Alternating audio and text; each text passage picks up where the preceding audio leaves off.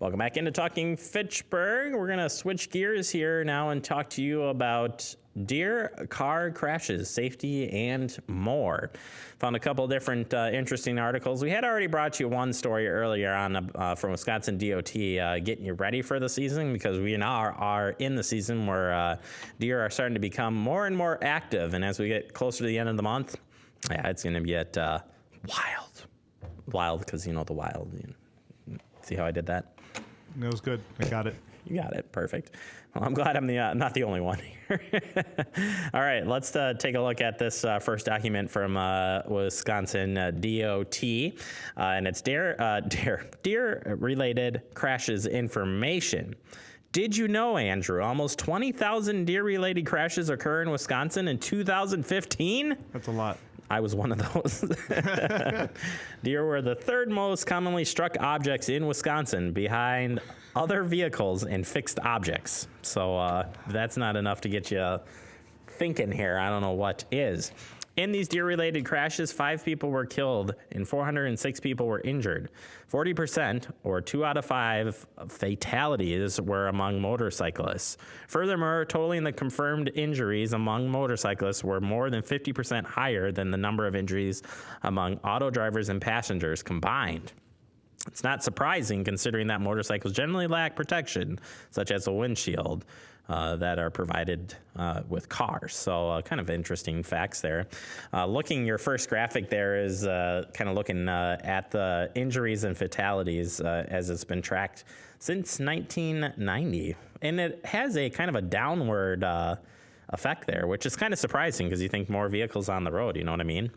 But good thing that the fatalities are down, and that says over the past 15 years, Wisconsin has experienced a secular, or though uneven, decline in deer-related injuries and fatalities. This is likely due to the fact that seatbelt use increased dramatically over the past several decades, and the fact that automobile vehicles and motorcycles have themselves become more safer. More motorcyclists are wearing helmets in the past years, which has improved motorcycles' risk of fatality. It's kind of interesting stuff there. When do these crashes occur, Andrew? And nighttime and in the fall. And there you have it. It's very interesting, and it goes right along here with peaks starting to peak here in the November, and so from October through December. Very active, but now that we're into October and November, this is where we're going to see the increase. So it's a perfect time to be talking about this. And I love middle of the day, nothing. They're super low. The right graph there is time of day. Well, and if you're a hunter, this is like the hunting schedule right here. This is why hunters go out really early in the morning. Mm-hmm. You know, from 4 to 7, they're pretty active. And then in the evening time, they pop back out. Until almost 11 at night, they're just going strong. So it's something. I can say the time that I hit mine, it was like 8 p.m. and the deer's just standing there in the ditch. And I slowed down, and it still decided to come out. Yeah. Yep, but anyway, moving down the line here, where do these crashes occur, do you ask? Do you know Dane County used to be up there?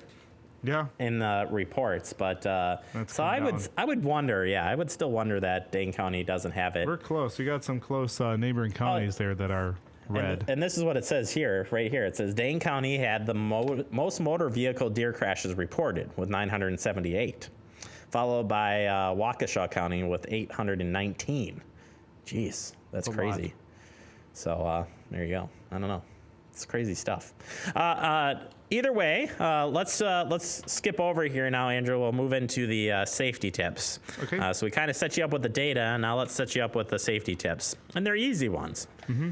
Kind of. I mean, again, I slowed down, and deer still got hit. So sometimes it's luck. Give and take. As well, yes. Luck, yeah. Luck if you do it right or not. I tried to negotiate. Didn't happen.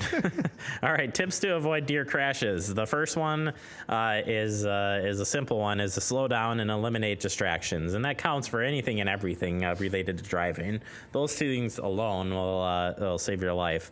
Always wear your safety belt. Seatbelts are important. Always. There are fewer and less severe injuries and crashes when all vehicle occupants were wearing their safety belts. Be especially vigilant in the early morning and evening hours, as we just demonstrated to you, showed you on the map there. Peak times are right in the morning at sunrise and sunset. That's when they're the most active. If you see a deer along the road, Jeremy, slow down, blow your horn. I didn't have time for that. With one long blast to frighten the animal away. That's a good one there. And when one deer appears, look for more. Boy, oh boy, I can. Yeah, you never can almost alone. guarantee that they are not alone. So be aware of that. You see one, and it might be far off. You never know when there's another one. We've got 3 or 4 by us this year again. They're always together, always. Oh yeah. So you got to be aware of that. If you find a deer looming in your headlights, don't expect it to move away. Headlights can confuse a deer and cause the animal to freeze. Brake firmly when you notice a deer is in or near your path. Do not swerve. I've heard a few times of people swerving and hitting other people. That's, something that's a tough one. That's really a tough one. It's hard not to. That's your jerk reaction is, but swerving can confuse the deer as to where to run, and also can cause you to lose control of your vehicle and result in much more serious crashes. While I ran the ambulance service, I definitely responded to a few of these types of things where people rode their vehicles trying to avoid a deer. They overcorrected, and there they go. So you got to be careful of that. One exception is if you are operating a motorcycle, in which case you should slow down and brake firmly and then swerve if necessary to avoid hitting the deer. Try to stay within your lane if at all possible to avoid hitting other objects like vehicles. Yeah. And you see the peak with the motorcycles because of when it warms up, right? So we'll see, if there's any correlation to that as things get warmer here. If you do hit a deer, get your vehicle safely off the road if possible. Call law enforcement. In general, safest to stay buckled inside your vehicle. Walking along the highway is very dangerous as you could be struck by another vehicle. And do not attempt to move the injured deer, as you don't know if that deer is still alive. You just never know. So better to wait till law enforcement gets there, takes down your number, information. And that's also good on the insurance side, by the way. Just saying. You want to get that report from PD.